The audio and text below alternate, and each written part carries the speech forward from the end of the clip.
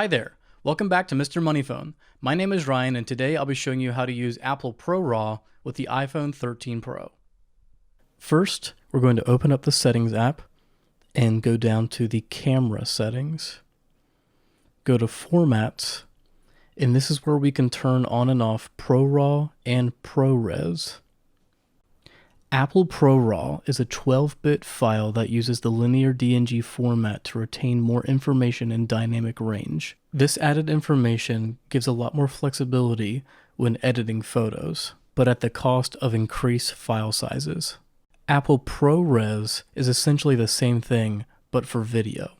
If you're looking to take the highest quality photos and videos possible with your iPhone 13 Pro, Apple ProRAW and Apple ProRes is the way to go, but be aware of the increased file sizes.